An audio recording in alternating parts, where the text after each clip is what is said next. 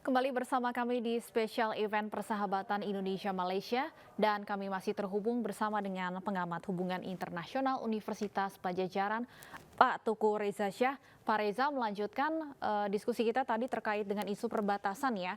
Kalau kemudian ada komitmen yang disepakati pada hari ini, apa yang akan terjadi ketika ada pergantian kepemimpinan di salah satu negara? Secara hukum, siapapun yang menjadi pemimpin itu akan menghargai keputusan yang dibuat oleh pemimpin sebelumnya. Ya karena itulah kalau kita berbicara perbatasan kedua negara, itu stakeholders Indonesia itu sudah lengkap. Misalnya Kementerian Perdagangan, Kementerian Dalam Negeri, Kementerian Luar Negeri, Kementerian Pertahanan, TNI, Polri, kemudian lembaga-lembaga yang mengurus perbatasan, ini harus harus mereka sudah memberikan apa ya, memberikan rancangan kebijakan yang terbaik begitu. Sehingga pada saat ditandatangani oleh Presiden Republik Indonesia dan Perdana Menteri Malaysia, itu sudah final, tidak bisa diganggu gugat lagi.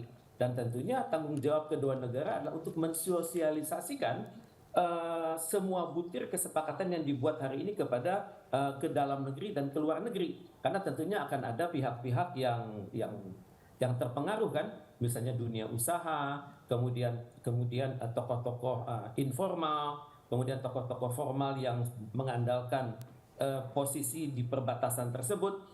Ya, tentunya ini harus selain aspek hukum internasional yang kita buat, tentunya ada aspek komunikasi internasional juga harus kita buat ke dalam dan ke luar negeri. Dan tentunya siapapun Presiden Indonesia nanti setelah tahun 2024 akan sangat menghargai kesepakatan yang telah dibuat oleh kedua negara bertetangga ini yang persahabatannya sudah sampai level saudara serumpun itu. Terkait dengan tadi sempat kita bahas juga perlindungan pekerja migran Indonesia, Pak Reza, disebutkan bahwa akan ada kesepakatan terkait dengan one channel system ya oleh kedua negara yang akan diperkuat dengan MOU bilateral. Ini sebenarnya akan sebesar apa kemudian dampaknya terhadap perlindungan pekerja migran kita? Kalau berbicara one channel system, kami dari masyarakat belum tahu persis ya apa definisi dari one channel system, kemudian apakah siapa sajakah yang terlibat dalam job description dan juga job specification. Ini merupakan salah satu hasil pertemuan bilateral yang tentunya baik, tapi tentunya harus juga dikomunikasikan kepada semua stakeholders yang ada di Indonesia. Tapi saya sangat berharap ya aspek dari one channel system ini akan mempermudah keberangkatan tenaga kerja Indonesia yang formal. Kemudian juga membiasakan mereka yang bergerak dengan secara tidak formal untuk menghargai persetujuan yang sudah ada saat ini. Tapi tentunya saya sangat berharap aspek one channel system ini juga mencakup bukan hanya aspek pemberangkatan, tapi juga persiapan dari orang-orang kita yang akan ke Malaysia.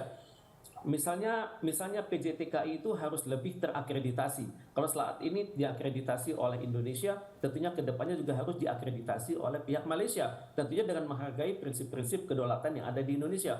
Bagaimana akreditasi dari pihak Malaysia?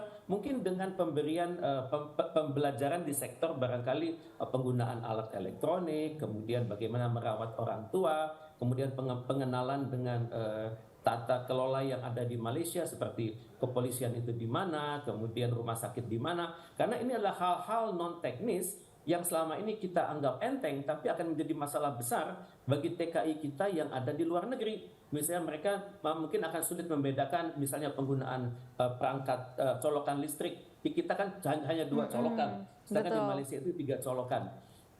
Kemudian juga penggunaan alat-alat elektronik yang harus sangat spesifik. Misalnya harus dipencet yang dilihat apakah waktunya, apakah tingkat kepanasannya, kemudian juga bagaimana hubungannya elektronik itu dengan saklar yang ada di rumah. Hal ini yang harus kita pelajari sama-sama. Jadi jangan sampai apa ya, tenaga kerja Indonesia itu melakukan kesalahan, banyak kesalahan sehingga berpengaruh atas status pekerjaan mereka di Malaysia. Pak Reza, menarik Pak. Sebelumnya kalau tidak salah Anda sempat menyebutkan bahwa pekerja migran itu harus dilindungi baik mereka yang legal maupun yang tidak resmi. Keduanya harus dilindungi. Betul begitu Pak Reza?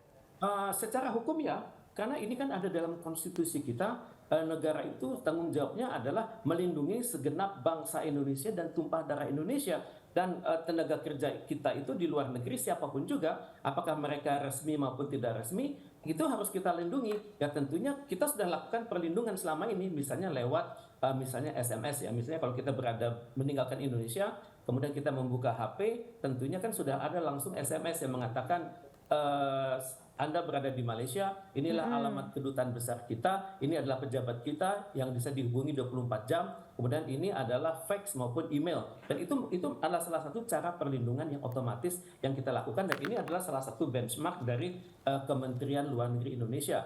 Kemudian juga perlindungan diberikan dengan membuka laman Kedutaan Besar Indonesia dan juga Konsulat Jenderal Indonesia, sehingga siapapun yang akan ke luar negeri itu bisa mendaftarkan dirinya, sehingga kalau terjadi sesuatu akan mudah ini perlindungannya oleh pihak Kedutaan Indonesia. Tapi ada hal-hal lain yang juga harus kita perhatikan, misalnya pada saat terjadinya masalah itu tentunya Kedutaan Besar Indonesia dan Konsulat Jenderal Indonesia harus selalu senantiasa dikomunikasikan, sehingga pemerintah Indonesia dapat tahu dengan persis kesalahan apa yang terjadi, kemudian siapa sajakah penasihat hukum yang sudah ada kontrak dengan kita, kemudian bagaimana tanggal-tanggal pelaksanaan prosedur hukum tersebut. Dan saya sangat berharap one channel system tersebut menyangkut juga hal-hal dalam hal terjadinya keadaan memaksa. Baik, Pak Reza, kira-kira apa langkah yang akan diajukan dan disepakati bersama kedua negara untuk menghadapi tantangan global? Pertemuan hari ini itu adalah suatu start yang baik ya. Karena tentunya selanjutnya akan dilanjutkan oleh pertemuan di tingkat kementerian dan juga akan dilanjutkan dengan pertemuan di tingkat working group. Bagaimanapun hari ini adalah hari yang sangat bersejarah bagi kedua negara, itu yang pertama. Dan yang kedua, kita tolong berpikir bahwa diplomasi itu adalah suatu proses yang berkelanjutan. Kita tidak bisa memaksakan suatu hasil itu dengan tingkat waktu hari maupun bulan, tidak bisa. Harus selalu disesuaikan dengan prinsipnya adalah istilahnya itu incremental development ya, pertumbuhan yang berjenjang, dan juga pertumbuhan tersebut harus dihargai secara benar oleh kedua negara. Jadi untuk itu saya sangat berharap ada roadmap. Ada roadmap dari kedua negara bahwa bagaimana, kalaupun ada hal yang belum ditekan hari ini, tapi mohon ada hal-hal yang bisa ditindaklanjuti dalam waktu misalnya 2 bulan pertama, 2 bulan kedua, dan seterusnya. Baik, Pak Reza, kita nantikan bersama nanti pernyataan yang akan disampaikan kedua pimpinan negara usai pertemuan bilateral ini. Terima kasih atas diskusinya yang sangat menarik, yang sangat insightful pagi hari ini. Terima kasih pengamat hubungan internasional Universitas Padjadjaran Teuku Reza Shah sudah bergabung bersama kami. Sehat selalu, Pak Reza. Dan pemirsa, spesial event Persahabatan Indonesia Malaysia akan kembali usai jeda berikut. Tetap bersama kami.